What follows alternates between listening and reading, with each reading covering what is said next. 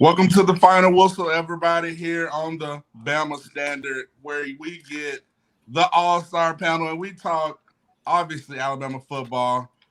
We had a recap. Sorry, I just picked up another flag. The referee's already throwing the flag for our delayed start. But we're going to continue on. We're going to persevere, That's what we do here. We give you laughs, recap, the X's and O's with this all-star great panel. And let's go around the horn, everybody. Chris James, how are you doing, a.k.a. Dan's big brother?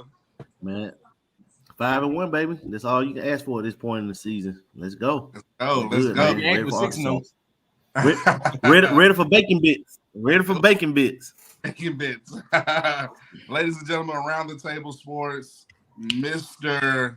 Blaze Hayes. Ty Hayes, how are you doing, sir? How are you doing? Good. Like I said, Blaze won't be making any appearances. He got caught up in some gambling allegations. Apparently, he was betting on some games. That's neither here nor there, so he's not going to be making an appearance tonight.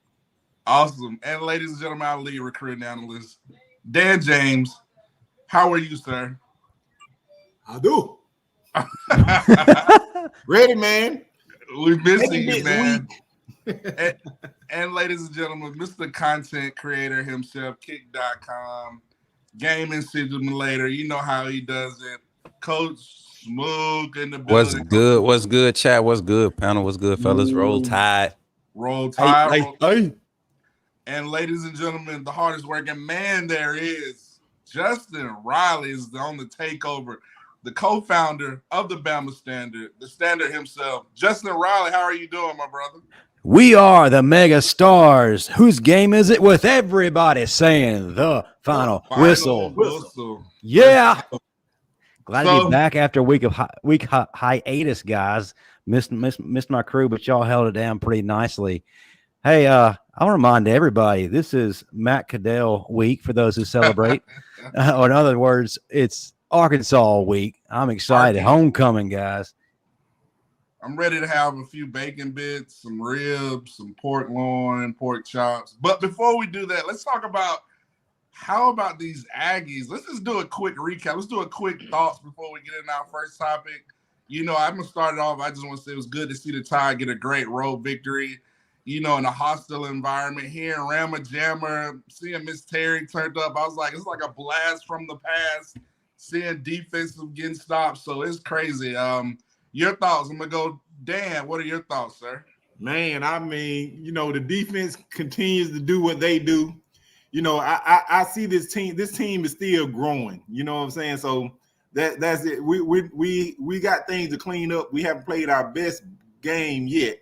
That's bad news for the rest of our schedule. You know what I'm saying? I'm very excited.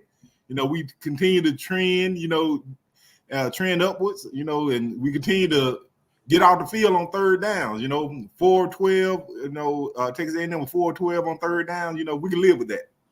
Got it. I heard that. Justin, let me get your two cents about the Crimson Tide coming off of Kyle Field with a great victory. Man, I especially like the fact that we silenced a lot of doubters last week coming in the game. We were pretty much led to believe we didn't even need to bother even show up. Alabama came in there. We heard all the noise. We heard all that yakking from Aggie Nation, from ESPN, from pretty much any analyst anywhere that had a hot mic, which they all need to be shut down right now. I like the fact that we overcame a lot of adversity, some of which was self-imposed. Well, let's be honest, a lot of which was self-imposed. And we were able to pull off a really hard-fought road victory. Was it pretty? No. Was it the score? It honestly could have been. No, but it's a victory nonetheless. And the thing that I'm most impressed with, and we'll get to this in just a moment, was the awakening of Jalen Hurts. Jalen Hurts, the way he looked like Jalen Hurts, didn't he? Jalen Milroe. And I have a lot of respect for that young man and what he's endured. He's faced an uphill battle, especially with our fan base actively cheering against him. But those are my main takeaways. Smooth.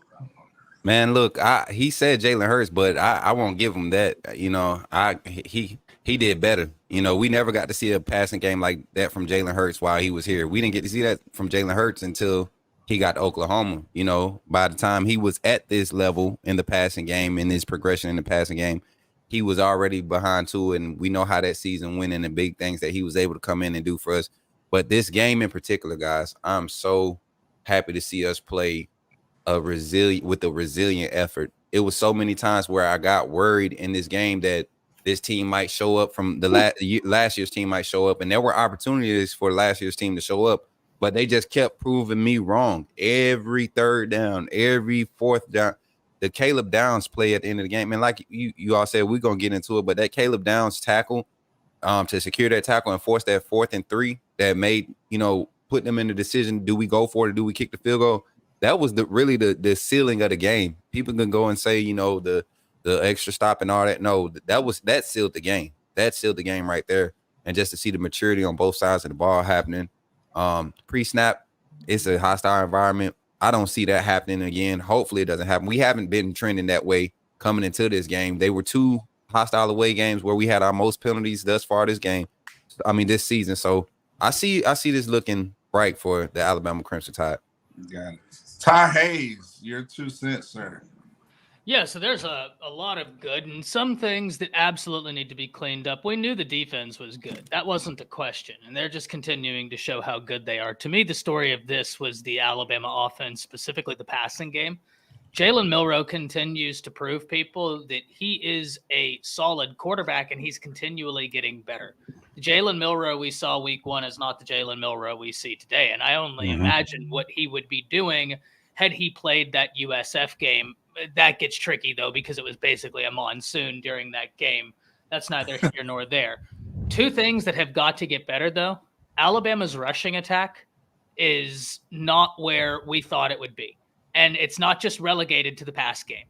That's something that we've seen continually leading up to this point. The rushing attack just hasn't been quite as strong as we thought it would be. And 2, guys, the penalties. And, Coach, I agree with you. That was uncharacteristic in terms of this season, but it's not necessarily that uncharacteristic in terms of the previous 3 seasons. This has been a team that has allowed penalties to just rain down. They have the ability to run the table easily. I'm excited to see them do it, but those penalties got to get cleaned up. I agree. And rounding us out is Chris James. Your thoughts about Bama coming out of Kyle Field with a great victory? Well, that was something that championship teams are made of. It's been so many times in the past where we have that letdown game on the road, and we're like, "What are you doing?" Everything nothing go our way. A penalty field game. That's like the first penalty field game that we won in a while. That we've had so many penalties thrown on us. That's like the first road game we won in a while. But the defense is just different this year, man. We haven't seen the defense like this since Jeremy Pruitt. That play when we got the safety, when Jaeden Otis and Tim Keenan, that put those 2 offensive linemen on their butt. And man, it was like that last drive, man, just how we bowled up defensively when we were up 26-20. Was it 24-20? We were up. Mm-hmm. What was it when we were up? We got that safety 24-20. Yeah. And we just bowled up, man, after that penalty. That touchdown got called back on Dallas Turner, which I thought was a BS call, but we ended up, I think, punting. We ended up punting, and then we had to make them drive the field, and we got that safety, man, just to see the resiliency of the defense. Caleb Downs continues to grow, and we shut down Evan Stewart, man. That dude gave us fits last year. That just shows the growth of Terrion Arnold and the other corners. Just overall, we have to run the ball better. If we're going to win the championship, we're going to have to be able to protect better. We're going to have to be able to run the ball better. The O-line didn't play horrible, but they could have played better. But you see growth there. Like I was wondering why I didn't hear the right guard's name called all game because Dalcourt wasn't in there. So, that's a good. And I looked up as Jaeden Roberts. I was like, when did he get in? Yeah. I think Bama Twitter collectively said that. It was crazy. Get in, And the guy, but Yeah, man. Burton was in his bag. Jermaine Burton, he continues to show why he was a 5-star recruit coming out of high school. Like the dude, man, when he's cooking, man, it's like the dude's one of the best route runners in football, man. When he's at his A game, there's not too many receivers in college football that are on his level. And I think he's going to be a good pro, a good future pro. And to see Bond step up into that number 2 role, man, that was huge. That was extremely huge. And even though the running game wasn't going, to see McClellan still be able to be effective, even in the passing game, to make plays. Might have made the play of the year. This is why I don't talk to y'all after the game. I'm gonna stop talking to y'all after the game because you literally saying everything I freaking said, Chris. Hey, switch us around, Justin. I don't want to deal with this tonight. I'm not dealing with this tonight. Can we also add an honorable mention guy that we're not talking enough about? Will Reichert. Superman. I mean, he can kick field goals. Matter of fact, he is just tied 4th all time in NCAA history with as far as points concerned from I believe it was Carlson from Auburn. So, guys, another victory for Alabama. As soon as he kicks his next field goal, he passes an Auburn kicker. So, just yet another category where an Alabama team does something better than Auburn. So excited about that. But yeah, kicking field goals. Now he's punting. He's changing carburetors. He defeated Thanos all before halftime. Oh, wow. I mean, he does it all. Quick question. Is he the greatest kicker all time in Alabama history? Yes. Without a doubt. Okay, consensus. I love it. Overly. So who's the number 2? Tiffin? Lee Tiffin? Michael Proctor. I was about to say Proctor. Michael Proctor. Yeah, that's what I was going to say. Let us know what your thoughts. So we're going to give that question to our chat folks, but let's talk about the man, the myth, the legend. Jalen Milroe, this guy came out of nowhere, going back to Houston, going back to H-Town, going back to the state of Texas. You know, people were saying Chris Dorn them's got the better quarterback. They got the better offense. They got the better special team. Desmond Howard. Everybody's talking about Jalen Milroe. You got fans saying, oh, he's not going to be able to do it. But, guys, you know, this was a game where he showed up and showed out. It wasn't pretty at all times, but when it's time to make plays, he made plays in the passing game. And like we said, the running game was there. We had to pass the ball. And I just want to, give it up to you all. I'll let Smoop start it off. What are your thoughts about Jalen Milroe basically silencing the doubters? Then we'll go to Ty Hayes, Justin, and then Chris, and then final whistle Dan. I want to lead off with this, man. It's a difference between being a doubter and then there's one that has expectations. I was one of the ones that had expectations for Jalen coming into this season. I wanted to see him take off. I had expectations that Jalen had got it. I felt like he had finally got command of the offense based off that Middle Tennessee State game and how he was standing in the pocket early. And then I saw those same questions not be answered against Texas.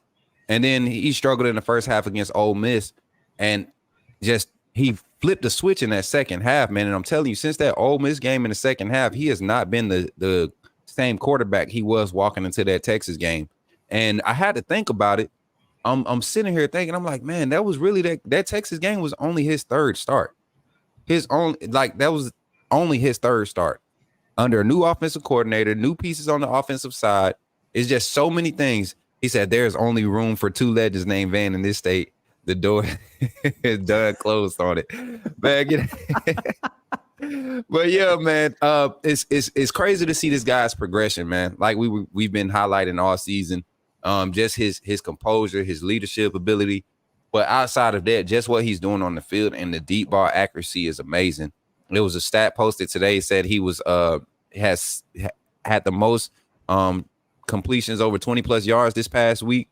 But overall 15 plus passing, he was 16 of 21. So if you think about that stat, man, and what his passing numbers was looking like, is looking like they want him to let it go, and it's looking like we're progressing towards that take the top off of defenses type offense, trying to get and lean on your run. You can't fault the run game for how ineffective it was. The stats are tricky because of the sacks that Milroe took, but overall, I'm glad this kid is progressing the way he is. And to know that he has these next 3 SEC matchups at home, that's going to help this kid grow tremendously. I hear Heisman. We might hear some Heisman buzz over the next 2 or 3 weeks. Watch.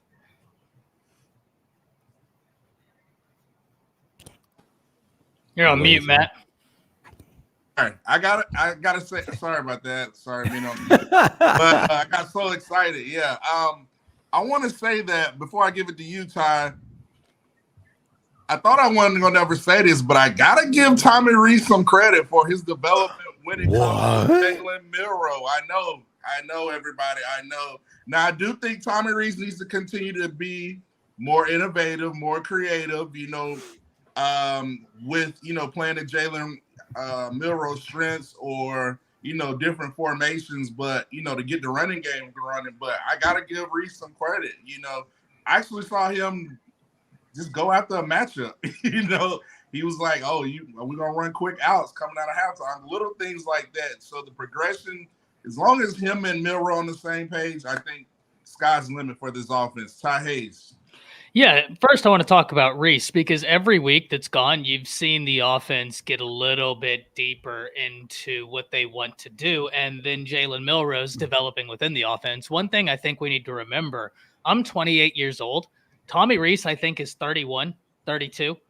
So he and I theoretically could have gone to high school at the same exact time. He is a young guy. Mm-hmm. I bring that to your attention because while Jalen Milroe is growing, understand Reese has never worked with a quarterback like Jalen Milroe. He had Ian Book. He had, God forbid, he had Tyler Buckner, right? And now he has Jalen Milroe. And so while Milroe is growing, Reese is growing in every aspect of the game. He's a young offensive coordinator. He's never been in an environment like Alabama. All due respect to A&M. That is one of the top environments in college football. Please don't think I'm taking away from that.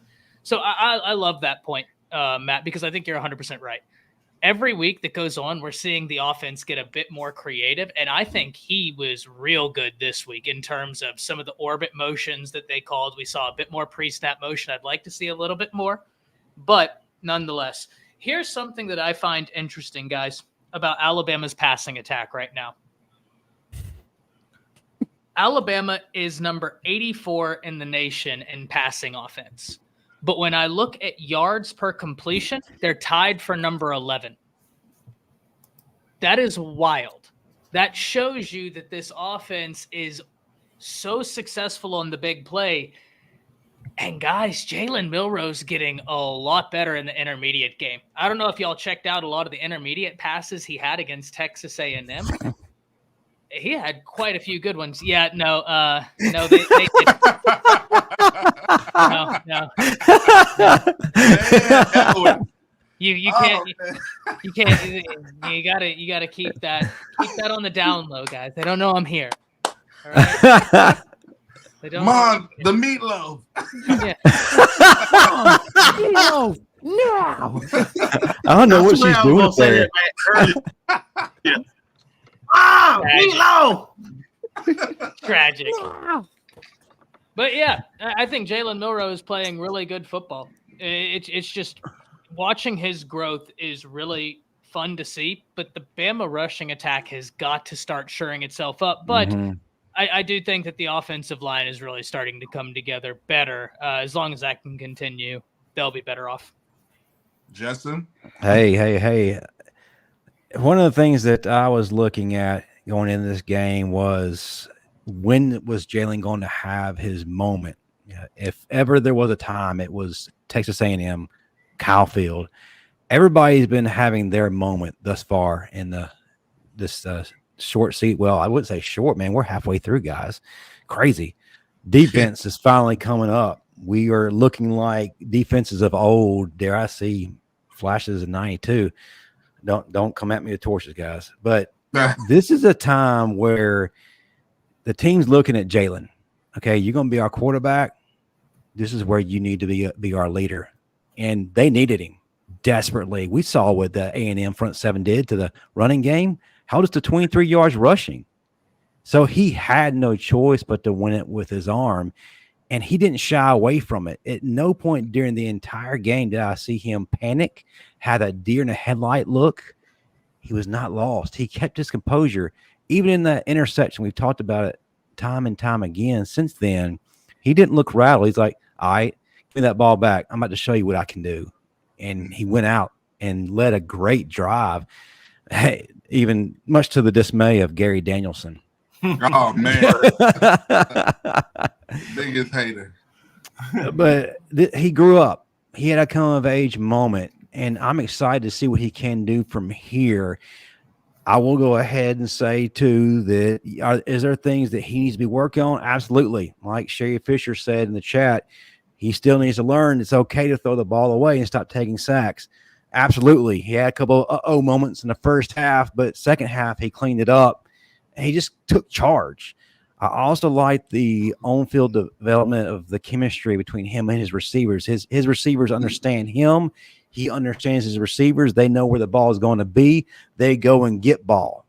And that is pivotal right now. We need the offensive line to play catch up at this point, because they're the next people we need to look at and say, hey, this is your time. You know, we're only averaging 3.7 yards per carry. That ain't Bama. But as far as Jalen Milroe, man, my hat's off to him. Chris? Yeah, man, Milroe played. He grew up. He grew up a lot. This game, he grew up a lot. It was encouraging to see how he responded. I was wondering how he was going to respond after the interception, because in the past it's been like for the freshman. In the past, shout out to Donna. Thank you, Donna. They was asking about your haircut, Justin. I think they were talking about Jalen's haircut when he. No, they were talking about yours. They were talking about your haircut, man. They said, did Justin get a chop? IMAX 3D. Absolutely, and I want to thank y'all for the super chat to get this hair done. Justin about to go in the military. He about to go to basic training. Yes, sir. You know what's the only thing in Texas? I'm gonna leave it at there. I'm not gonna go down. Oh snap! Hey. Oh snap, Pulse. We don't need to go full metal jacket. Tragic. Hey boy, go fetch my tell mama to send my field knife. I called it neutering. Dang, I like that. Oh man. Yeah, we got the best chat in the world Ever. Always. But yeah, y'all. But like in the past, it's been like if quarterback make a mistake, you be like, uh-oh. He threw the pick. Like Texas game, when he threw that first pick, it was like, uh-oh. Then another pick came. But he's grown up so much from that point. And it's like, besides that one throw when I think was it Burton that was coming across field, that he threw a little high. Was it Burton or Bun? One of them was coming back cross field. Not black. Was it not black? Not black. He could have had that, by the way. 6'5". Bonds. He's talking about to the underneath to Bonds. I know what you're talking about. Yeah, it the underneath. Been Underneath. he should. Yeah. Yep. Yeah, and he would have got it down. But other than that, man, that throw he came back, that touchdown he threw to Milroe was an NFL throw. I mean, to Burton was an NFL throw. Like how he just, because the DB's hand was right there. It was like a inch away from knocking the batting it down, and he put it like the only spot it could be. You know what I'm saying? Without it being broken up. It was a thing of beauty, man. Just how he took command of that offense, and he was like, "Okay, we can't run it. Well, I'm gonna beat you with my arm." And he shut up a lot of doubters because people thought there's no way that we were going to win that game, especially Danny Cannell, guys like that, because they felt like we couldn't run, so we were in trouble. But what do we go out to do? He went out to have close to a 200 and 100 yard receiver. So just a growth that we've seen from him. And this game right here lines up for him. If he goes out, lights up Arkansas, now we have more, we even have even more momentum going into the Tennessee game. So this game right here is going to be very important for the continued growth of his development. So I'm just excited to see what's in store these next 6 games. Dan, did Danny Cannell, Chris Doering, and Gary Danielson just decide to fight to form the everybody pissed at my Cheerios club? So I'm going to hate on everybody that comes across my desk. Hey. Have you ever seen any of them in the same room? Never. Have you ever seen any of them in the same room before? Nope. Have not. Maybe the same person, but You do raise an interesting question. I am trying to get Dan James on the voice, standing up there with his little karaoke. Singing Michael Jackson's TYT. Man, you were supposed to take that to your grave, man. Man, bro, Dan was an usher in church for a reason. He was an usher in church for a reason. Instead of being in the choir, he was an usher. He wasn't even on the men's choir. I was too. The occasional men's day choir. Yeah. You know what I'm saying? I can't. I used to be Dan loud. I used to buzz. Hey, I can hold it too. But anyway, not the distraction. Okay, let's talk about Jalen. He has clearly become the leader of this team. You know what I'm saying? So the good, I'm gonna talk about the good and the opportunity. The good, what I like from him, I like the resilience, you know, that he's showing, you know, after a bad play, he doesn't let him affect him. He's seeing the field much better, you know, and his ability to generate, you know, big plays through the air. Now, the opportunities I would like for to see is, you know, stop taking sacks, especially outside of the tackle box. Throw the ball away. You know what I'm saying? Go through your progressions a little faster, but that'll come with time. And I like to see a little more accuracy on the intermediate throws. But like Chris said, that throw to Burton in the corner of the end zone, that was all world. That's the NFL throw, dude. Yes, it definitely was. You know, Did you see the one he made on the sideline where he had to put it between the safety and the corner? Oh yeah, definitely. Yes. To me, that was my best throw for from Milroe. What do you say? Real quick, Matt. Even the one where he threw the interception, I just think he didn't set his feet and feel like he had time, because that read was the right read. Like Chris was saying, like seeing that interception at first, when you first see it, you're like, why? But then you look at it, you like, Milroe can make that. He could fit it in that hole. He just didn't set his feet. Giggity. That's the name of your OnlyFans. Fit it in the hole. Fit it in the hole. All right. Hey, man, taking my stuff. I'm just gonna save it to the end. Of course, if he would have pumped the ball. I will give Milroe this, though. I did that Bond touchdown. I saw him actually look the safety off.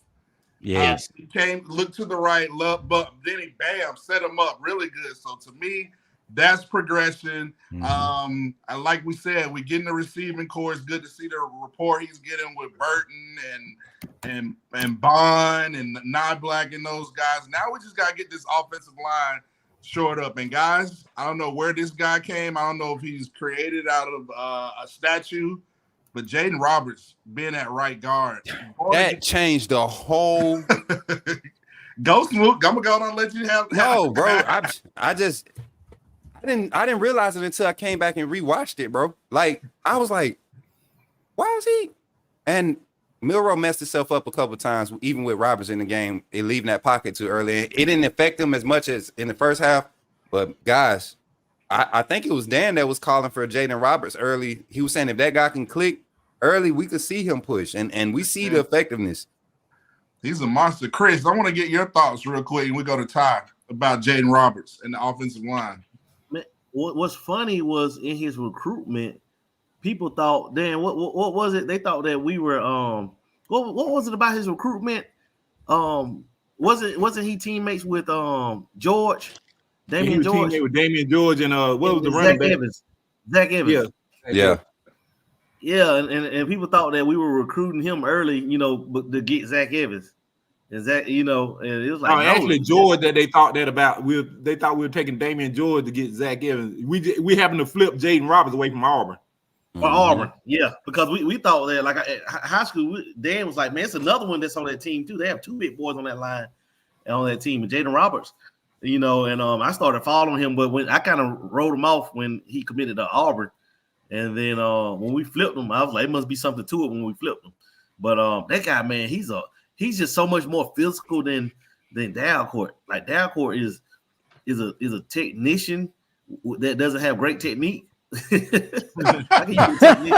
Tragic. Bad technique. You know them guys that do high knees extra hard during warm-ups? Yeah. Yeah. That's down court. For no reason. You got to go ride the bench. Why are you even stretching right now? Right. So, but Roberts, man, he's just more powerful. And that's what we need, man. Because we were like, we had all these heavy guys on the line, but we weren't getting no push. So we still wasn't getting pushed. Yeah, but shoot, man, you gotta understand, man, who Texas had up We're front. going against the dogs. But all those guys gonna be playing on Sundays. Every last one of them. Yeah. But let me say this about but I just felt like he grew up just not to hear. What'd you say, Dan? What'd you say? I was saying, like, how about his pass pro in his first start? That was amazing. Yeah. Ty? Well, guys, I think it was last week or the week before. I don't know. It's all blending together now. One of the times we were talking about the offensive line, we were talking about how they just didn't look explosive. And I was talking about how 77 came in the game in a run where Justice Haynes was running, and he was running right alongside Justice Haynes, picking up blocks downfield. And he looked like his athleticism, there was no way it should have been off the field. Fast forward to now, I think he has the athleticism, the power, and more importantly, I think the speed that the offensive line was lacking.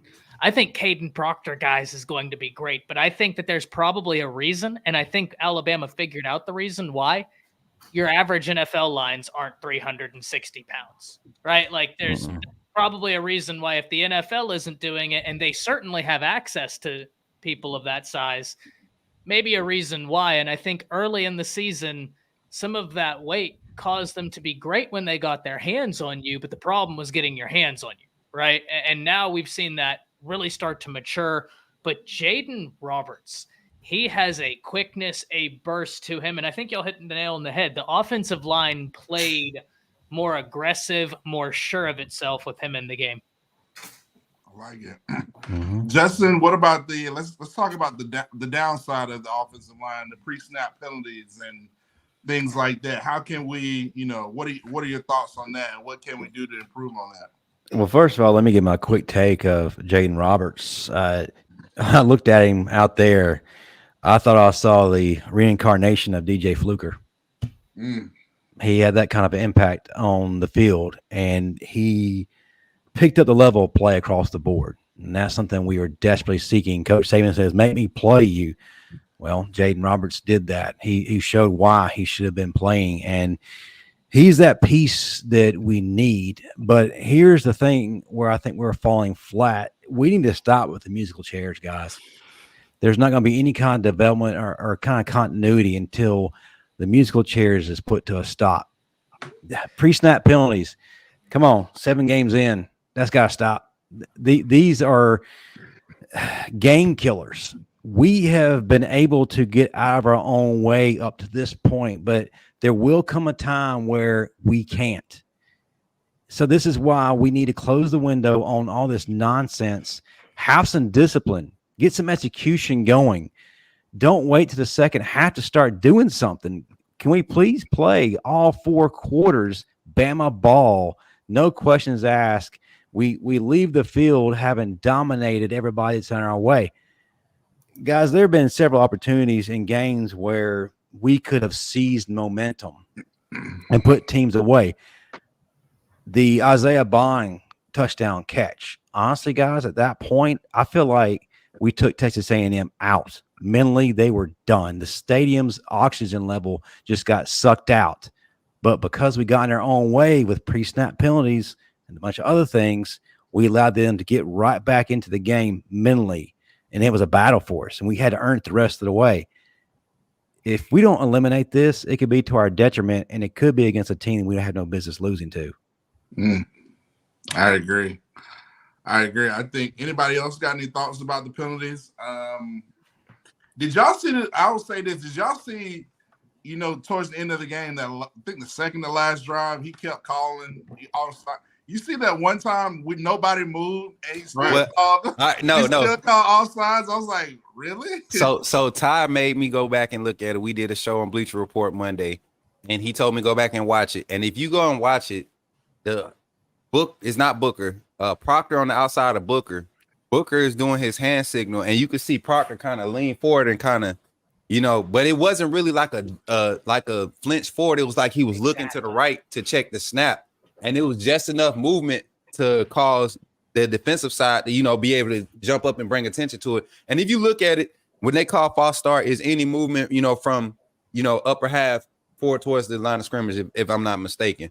So if you're looking at it like that, technically you could call it, but I've seen worse where guys get in their stance and get reset. And then, it's an audible call. They stand up and look back. So that was kind of ticky-tack, just like the Dallas Turner call, but that was terrible. Yeah. Terrible call. Yeah, that was horrible. That was by the book. That's a foul on Turner, but that was not the time to call that foul. It didn't affect the play. It wasn't. You get what I'm saying? Like, I don't think it was by the book. His helmet was in front of him. That's what I said. Yeah, his chest. But speaking of those penalties, I think, like Justin said, we do have to have some self-discipline, some accountability. We've got to get that ironed out. And then they're all fixable things, but we got to have the maturity, the mindset to really take hold of those and take ownership and don't let them come back and haunt us down the line. Ephraim Davis has $2 chat. Thank you, Ephraim. This Bama defense seems like they have balance. Let me take that.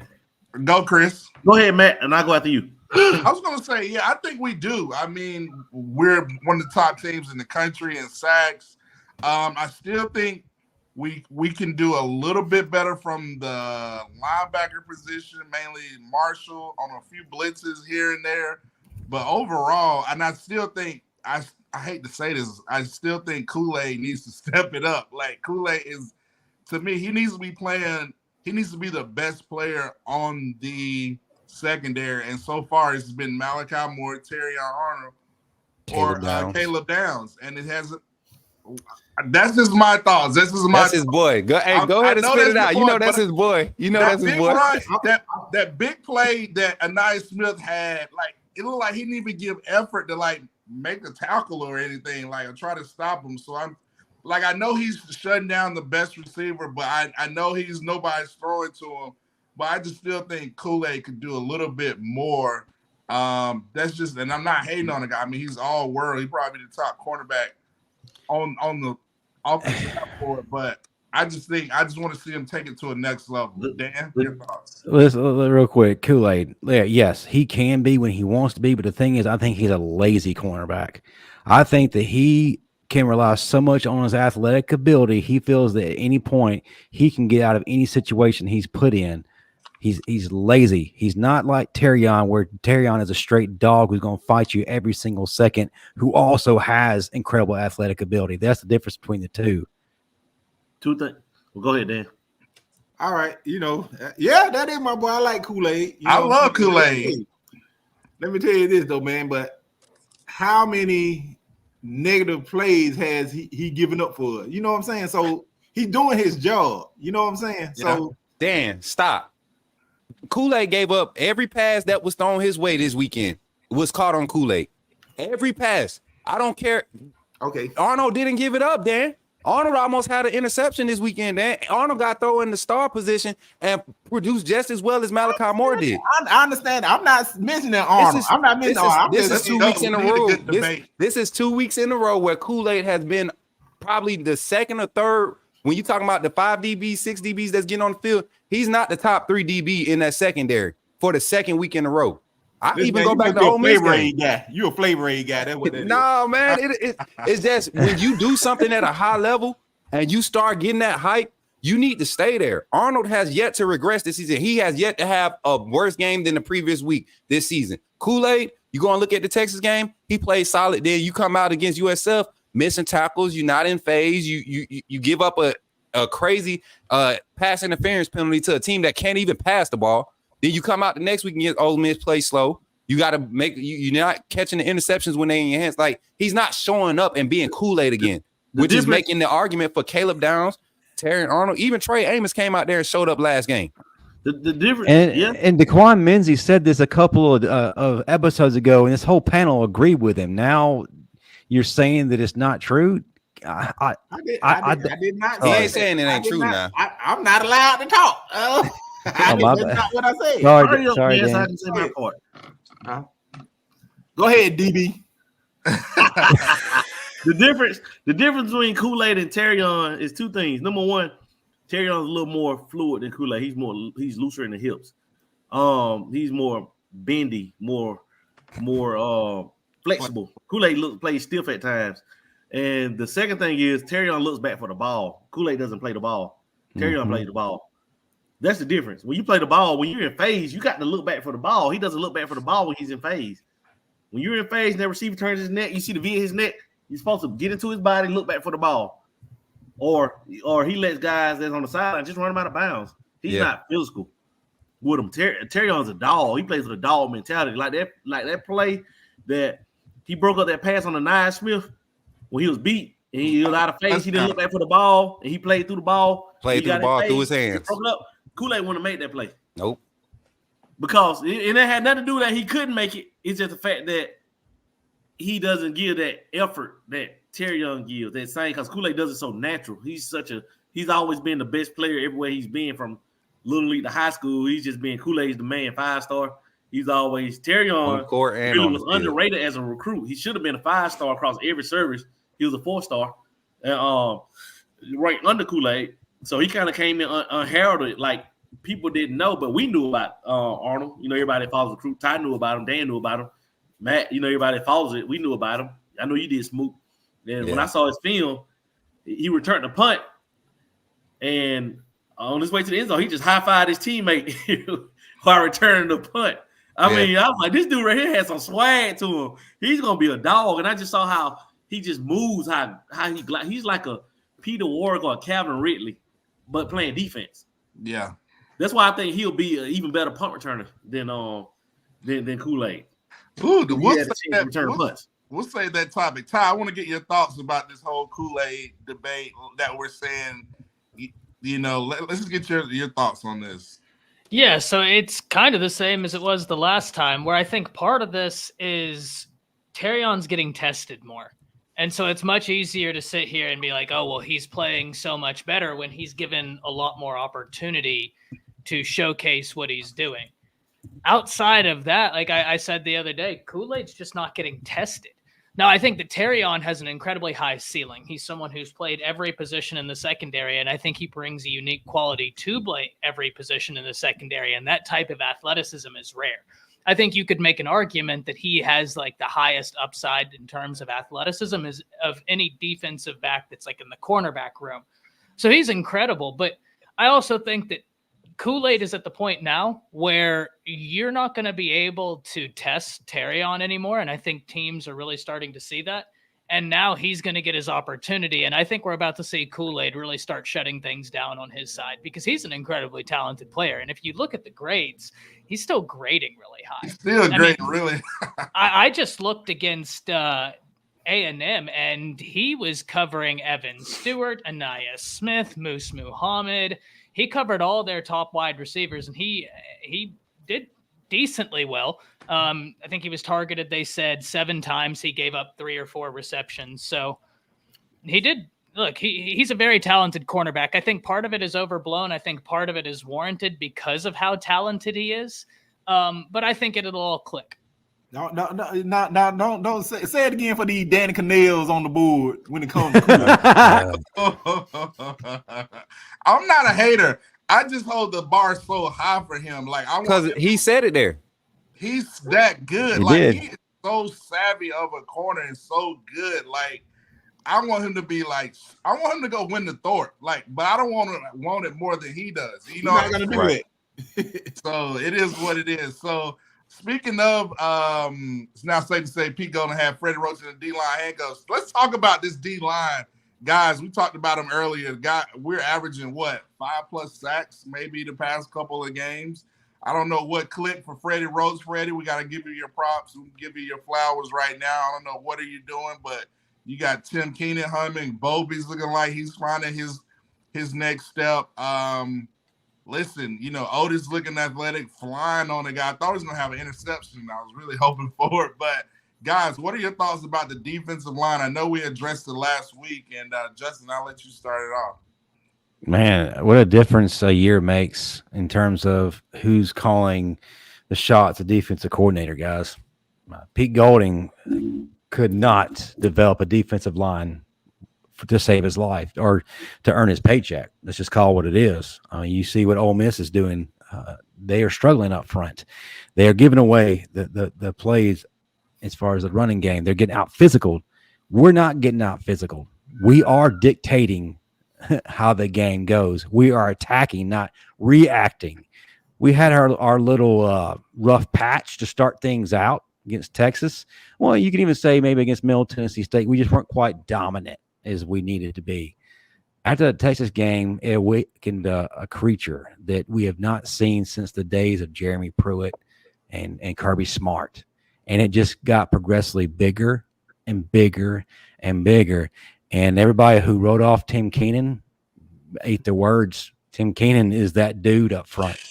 Jaheim Otis is a guy that we already knew what he was about, but now he has a guy beside him that he can feed off of, and they can just basically play rock, paper, scissors. All right, man, who's getting this play? Yeah, it's awesome to watch. Boybe is coming in at the right times. Is he dominant every play? No, but he comes in when he needs to. We're seeing something special, and that's why our secondary is able to eat the way they are, because we're getting that pressure up front. We're making those quarterbacks make ill-advised throws and decisions that they didn't intend to make when the ball snapped.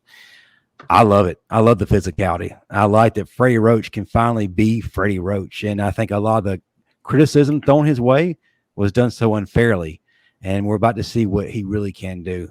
I love this group, and it might not be the same guys every week, but rest assured, it's going to be their presences are going to be felt. I agree. Dan? Yeah. Now to answer that question real quick, I don't think he had Freddie Roach handcuffed. I think he should have been handcuffed and had the country head taken out of Ole Miss years ago. You know what I'm saying? But I'm liking from the defensive line, you know what I'm saying? We're doing a much better job than the last few years. We're able to set the edge on the run and get pushed up the middle all together. You know what I'm saying? Which allows our linebackers to play downhill or sideline to sideline. That's the main difference. So, yeah, that was a Pete Golden problem. Yeah. So, yeah, to keep it short. Chris? Yeah, the defensive line, man, like they really stepped it up since every game they're getting better. And I give credit to Smoot on that because I was very critical of them early in the season. Smoot said, "Give him time, give it time. You're going to see it." He defended them, and they showed it this week. When you have a defensive line that's playing on the other side of the line of scrimmage, that's a beautiful thing because when you're getting pushed back and blown up, we've been seeing that for the last 3 years. Our D linemen, interior guys getting blown up. That's not happening no more. Otis and Keenan are active. They're athletic. They're fast. Last time we had that was when we had Jaeden Reed, Jaeden Roberts, when we had multiple D tackles like in Davin Tomlinson, when all those D interior guys that were getting pushed that were so athletic and just getting on the other side of the line. We may have had times where we may have had one guy doing it, like we had Quentin Williams or when we had Barmore, when we had Fadarian Mathis. Now we have multiple guys, and this is the first time in a while we've had that. And with the way we're playing on the edge, like Brad, I would argue that Braswell is playing just as good as Dallas Turner right now. Oh yeah, man, block fit. And He like, could have had 2 touchdowns in a row. it's like having 2 of the same guys on both. So, yeah, that's what And Dan tell you, I told Dan back when I saw Chris Braswell live and they came down here to Georgia in that Geico Classic. I said he was the fastest guy off the edge I've ever seen in high school.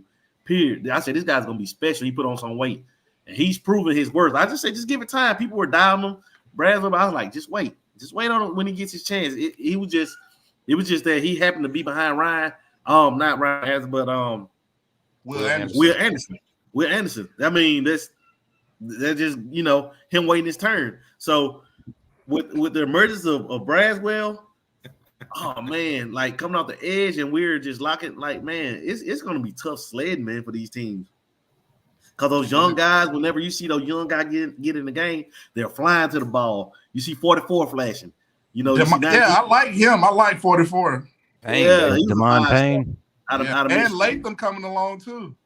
Man, I'm telling you, man, we by November, when it gets cold, that's football season. Ugly for these teams out here. So I'm very impressed with what I saw Saturday, man, and just how we blew up that last drive was just a thing of beauty. So I'm looking forward. That's the definition of murder ball, and I'm looking forward to more of it this Saturday. Let's go ahead and knock Arkansas out the water early. Yeah, Ty. Well, guys, I'm going to keep this short, simple. We'll hit the super chat first. Ephraim Davis, thank you for the $2. He says, who will win Super Bowl first, Tua or Hurts? Eagles. Ooh, that's a good question. Probably Eagles. That's tough. Because of the other side of the ball. Yeah, their defense is wild. Yeah, their defense is legit. But I like Tua. I'm going Tua. Miami, Mike McDaniels. That offense is wild, yeah. That offense is crazy. That could be a Super Bowl matchup. Yeah. We called it here at the final whistle first. Eagles, Dolphins. Book it. Yeah, so I think whenever we're talking about this defensive front, one of the things that it stood out to me the first time I saw it, it still stands out to me now, and I think that it is allowing for a lot of flexibility and versatility along the defensive front, and it's something that we saw whenever Saban released the depth chart.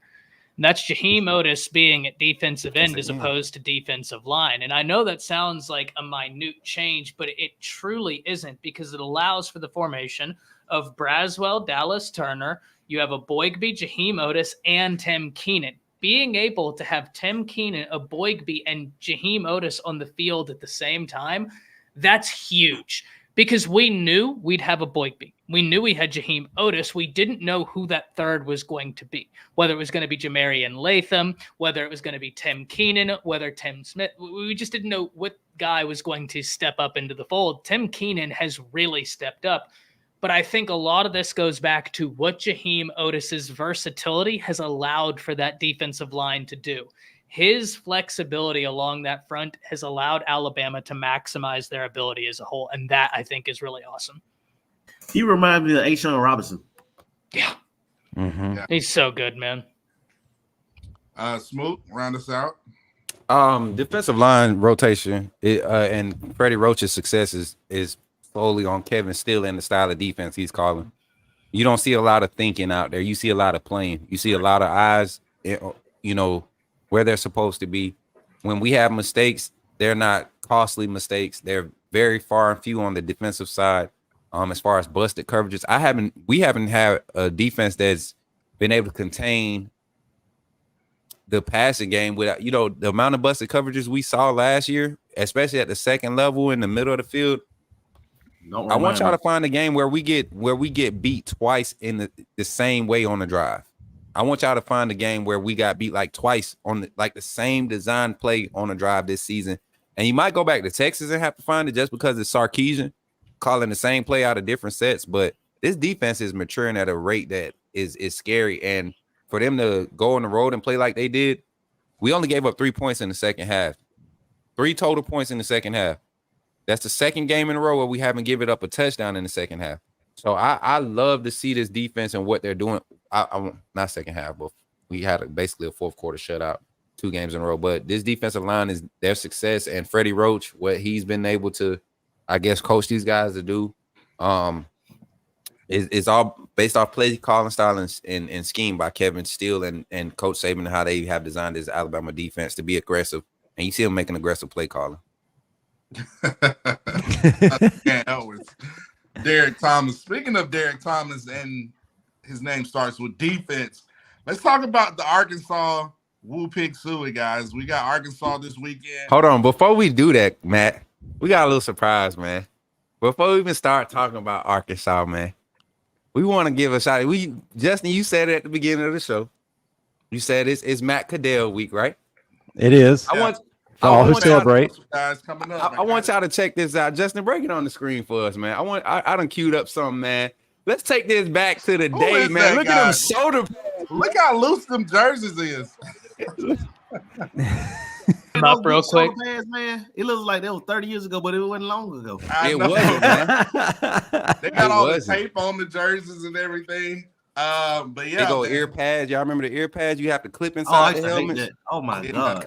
Matt, was that a beeper on your belt? Yeah. I walked in the stadium with my boombox and my gold. Hey, But yeah, Hey, guys, hey, that was Snoop. a crazy game. I think that was one I give.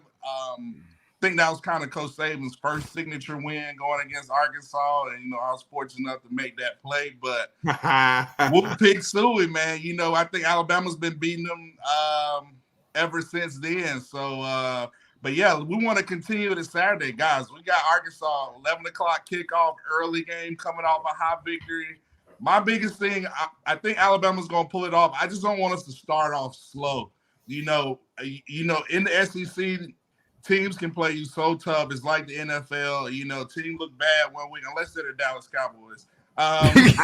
Look bad one week, and another team, they can play a team tough the next week. So early kickoff, we need to come out as soon as our feet hit the ground. We need to come out ready to play, ready to take. Just kind of take this game over early and often and put together a whole 4 quarters for homecoming down there in Tuscaloosa. So, Ty, your thoughts. Let me get your thoughts about the Arkansas. Oh, and my predictions. I got Bama 38-10. Oh, whoa. Wow. I like that. I like that prediction, actually. That's around where I was going to go with it. Arkansas is an interesting team. I think that a lot of people thought they'd be a lot better coming into this year, and unfortunately, it's not working out at all. It actually feels a little weird watching the Sam Pittman era at Arkansas not go according to plan, because Sam Pittman in Arkansas feels like, someone on Twitter put it best the other day. They said it feels like your friends' parents that are really cool that are getting a divorce and you feel some type of way about it. And that's how the Sam Pittman era at Arkansas is ending. And I was like, that is so accurate. It hurts, because I actually wanted him to do well. I wanted him to do well. I really like him. Why did you keep that up? I think he's great for Arkansas, but they have let's not doubt KJ Jefferson, Rocket Sanders, very talented. I want to point out one Arkansas player I would be on the lookout for, Dwight McGlothern, a defensive back they have who has played lights out football. Mm-hmm. I'm excited to see Alabama's wide receivers go after him, because he's been playing the defensive back position at a very high level. And Alabama's wide receivers, guys, I think they've been playing lights out. It's the reason I said, coming off of that Texas game, when I got my hands on the All-22, I simultaneously felt better and worse. And it was both because the wide receivers were running open and we had opportunities, and that made me feel better and worse. I'm going to go same score, 38-10. That's exactly what I was thinking leading into this. Alabama wins. I think we're going to see increased production from the rushing game in this game, though. And I think Jalen Milroe will be part of that as well. I'm gonna stop. I'm gonna make a bold prediction. I'm gonna make a bold prediction. If Sam Pittman will be the next O-line coach at Alabama, over Matt Luke. Matt Luke, Matt Luke. It ain't gonna be Matt Luke. Matt Luke ain't coming back. It's gonna be Sam. It's gonna be Sam Pittman. Watch. But that's if he come back as an offensive line coach, man. This dude, he building some value, man. Unless he go to doggone North Illinois somewhere. Yeah, no other. Unless O-line coach at Alabama or the head coach somewhere the MAC team up north. You know what I'm saying? Because nobody in the SEC or ACC gonna hire him as a head coach. He's gonna be as a position coach. Even maybe a coordinator position without the play calling title. Yeah, you know what I'm saying? So you just get a bigger pay raise. Yep. So since you and Smook and Nostradamus, give us your predictions about the game on Saturday. I like Bama to come out early, and for the first time in a while, I like to.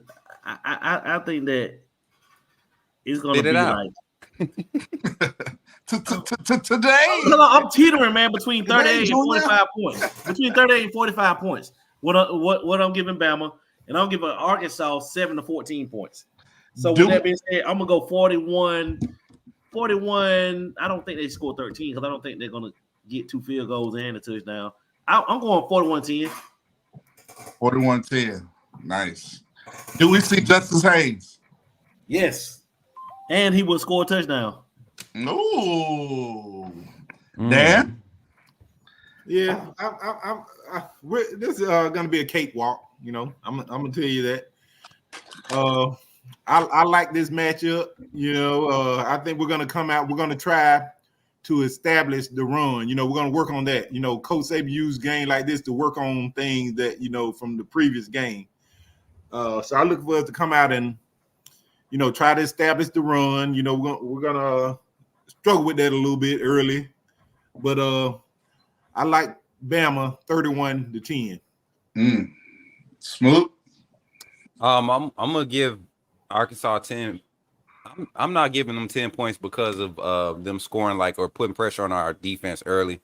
I'm giving them 10 points because they get an early field goal and then they score in the fourth quarter against second team D. That's the type of game I see this defense.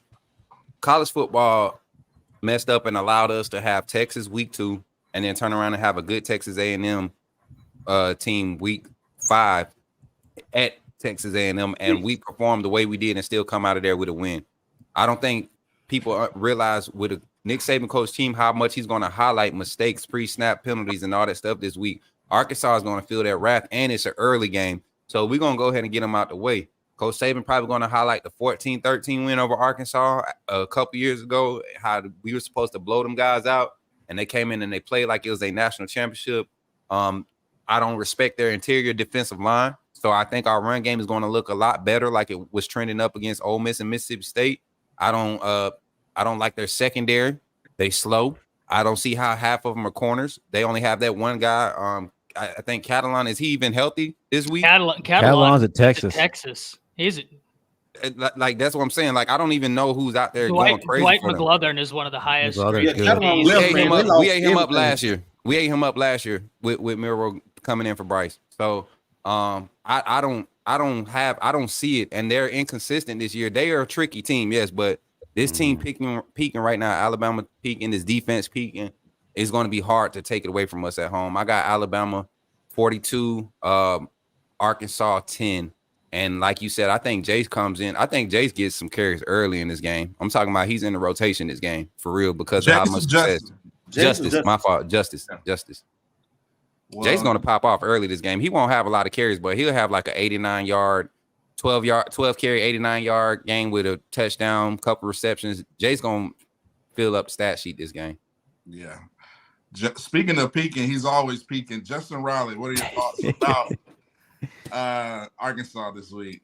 One thing we can say about Arkansas guys, and I said this in a previous show, is despite their record, there is no quitting them. They are a team that will fight the entire game. That being said, you can't keep them around longer than they should. Their defense is good. They're very opportunistic, and how they get going is other teams making mistakes, and other teams like Ole Miss self-inflicted wounds that allowed Arkansas to stay around longer than they should have in this past game. We got to eliminate the penalties. This is the game where we need to be clean the entire game. We need to play all 4 quarters, not just be a second half hero. Guys, start it early, put them away early. And one thing I will highlight, this is a game where Braswell and Turner need to feast. Arkansas was weak at tackle. They don't have an answer for edge rushers like that. Let's do our thing. Let's put them away early. And let's establish that run. I don't like the fact that our rushing stat is 3.7 yards per carry a game. That's not Bama ball. It's time that we get that number boosted up a little bit more. So I'm going to go Alabama 31, Arkansas 17. I like it. Justin, stop saying that. Stop saying that about the 3.7 because our two leading backs are at 4.5. Until you prove me differently, I'm not going to move off of that. Show me something better. Show me something better. It's kind of jaded because of Milroe. Because of the Milroe sacks. That you take away 200 plus yards of Milroe sack yardage, and this offense, the rushing average is right where it needs to be. Both our leading backs, our 2 main backs, are averaging almost 5 yards a carry. Quit it now. You can yell all you want. I just want to see better. I'm tired of not playing Bama ball, regardless of what's going on. Our offensive numbers are abysmal. We're amongst the last in the nation right now. I need to see better. I want to see us actually score 35 points in a game other than against Middle Tennessee State. He said that with his chest. Yeah, baby. Are you not entertained? Are you not entertained? I think it's by design, man. I think we're holding back a lot in this playbook. We're gonna make somebody quit. 7 games in though. It's I let loose, man. I think so. I think Saban's looking at Georgia. I think he's looking at LSU. He's looking at Tennessee. I really do. I think he got the biggest hurdle so far where we kind of opened the playbook. That's just my 2 cents. I promise you I think we're holding back because we keep running the same running plays, and it's not like we're not showing nothing different. So speaking of showing something different, I will be showing it's Macadell. I will be showing a lot on my OnlyFans this week. So oh man. So let's go. Okay, who's going last? Is it Dan going last or is it Ty going last? Let Dan go last. Let Dan go last. I can tell he's been plotting. I want to go in the middle because mine's pretty. No, I'll pop it off. How about that? So, listen, everybody, you can hit me up. Football University, but at the end of the day, it's about my OnlyFans. I got a new NIL deal, guys. I'm in since it's Arkansas week. I got my new pork meat sausages. It's so good. They're the best meat sausages in the South. They keep coming in and out your mouth. I'll leave it at that. Peace. Put the kid in the bed.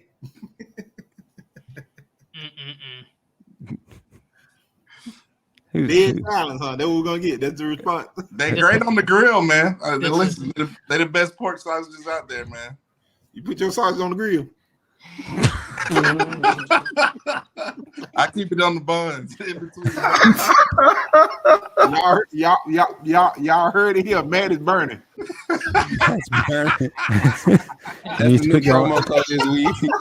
That's burning. Promo. If he wouldn't go, Bacon. Let that sizzle. Let that sizzle. It's this sizzling bacon week. Oh Lord, I'm crying. That's foul. Smook. Hey, probably a Coach Smook on everything, y'all. I don't have an OnlyFans this week. Again, they shut me down. We get counted from last week's episode. The Black Steel Curtain. It was a success. We did our Texas show because I'm bigger in Texas, so that's the yeah. So yeah, check me out at Coach Smook on every platform. Appreciate y'all, man. Roll Tide. Justin, man, you got to win this weekend, man. I heard you took an L on the game. Oh yeah. Tomorrow, this Friday, you already know. We not gonna play around this week, y'all. I'm sorry. Elroy James. Hey, we need new coaches this week too. So fans, if you're interested, definitely come through. Whose fault was it? Was it Lucian's fault or what? Lucian, if you're in the chat, defend yourself. Let me tell you, that game was just I had the settings wrong, y'all. I had my practice settings on. I wasn't thinking. I thought it was gonna create a lot of buzz and make y'all mad, which it did, but yeah. I won't do that no more, y'all. Sorry. Just tragic. Oh, me? Okay. Listen, I want everybody to follow the Bama Standard on all of its social media platforms at the Bama Standard. We're on TikTok at _Bama Standard. We also have a brand new website, guys, thebamastandard.com. We've got a lot of news. We have articles. We're coming up in the world, so I need y'all to jump on that. We got some great info already loaded on there. Continue to support this show. Continue to support the Bama Standard flagship show. Tomorrow night, listen, guys, the Bama Standard and on the Final Whistle, y'all do y'all's thing in the chat. Y'all show up and show out those 2 shows. We appreciate you. I just need, and I'm challenging all of you who are watching right now, show that same exact energy tomorrow night, 6 p.m. Central, 7 p.m. Eastern for the Crimson Dynasty with C. She Payne. Guys, she's new to our channel, but she's got the knowledge. She needs some love. Come on now. We're trying to give y'all the content. If y'all not going to show the love, man, we're not going to give it to you. Coach Smook is going to be with her tomorrow night. So I need everybody to tune in tomorrow, show up and show out. Tune in to Coach Smook's visual, his simulation game Friday. I hope I got 8 p.m. Central. What it is, I'm actually distracted by my OnlyFans. I'm going to unveil. Then Saturday, right after the game, we will be on for the post-game show. You can find me this week on my OnlyFans at Smoking the Pork and promo code Hogtied for you. Like it. You can find me on Facebook, Chris K. James Sr. On Instagram. Yeah, you can find me at Chris K. The kids are trying to go to sleep. On Instagram at CKJ Senior 32. On Twitter at Coach Chris James. And this week, my promo code is Bake Her Bits. Clever. I like it. I love it. I like it. I like that a lot. That was good. That was good. Well, you know, you can find me at Around the Table Sports on pretty much all everything. What's happening? Geez. Thinking about. Yeah, we gotta have you center stage for your OnlyFans, man. Well, listen, since we're talking about that, I figured I might as well and talk about Shady Mile whiskey bourbon, ladies and gentlemen, because it's going to make it a lot easier for you to digest what I'm about to say. Listen here, I know that this is a good Christian family show, and I apologize for what's about to come out of my mouth because, you know, I've taken y'all on a little bit of a journey. No pause. We're full send right now. I've taken y'all on a little bit of a journey the past few weeks, right? From the Ole Miss game, you know, we had our fun with Pete Golding. Last week, we had our fun talking about the van we were going to go on. But this week, I want to take it back to something just downright dirty, nasty, deplorable, something that will inevitably disappoint a lot of fathers out there. So because of that, you can find me this week on OnlyFans, Arkansas football, #Huggy style.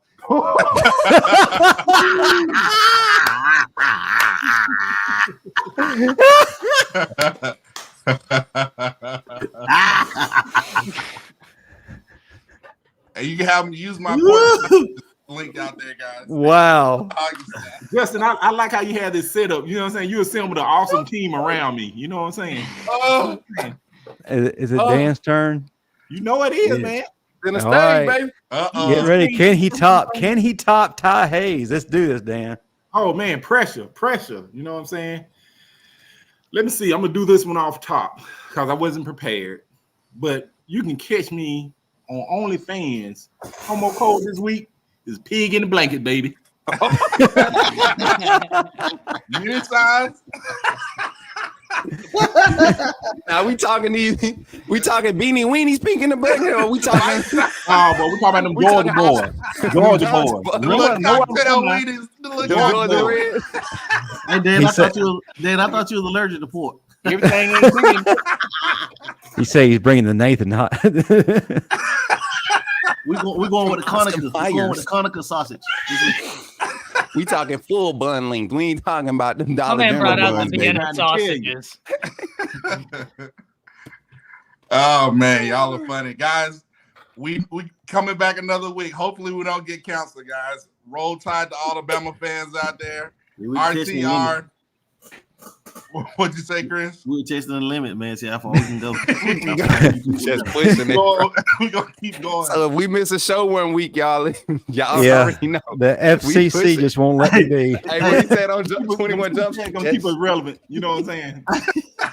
Hey, Smoot. Break. Hey, it's gonna be like Facebook. We're gonna try to get on. He gonna say your Final whistle too. 7 days. This is exactly why my Facebook Around the Table Sports page keeps getting banned. This is why. We're gonna have to create a new chat. Final whistle too. Yeah. When I get Electric Boogaloo by Part 2. ESPN or CBS, they're gonna pull this stuff up, man. You know, Exactly. About to be screwed, bro. We not ever The making fact main checkers network. are coming, Dan. Oh, yeah.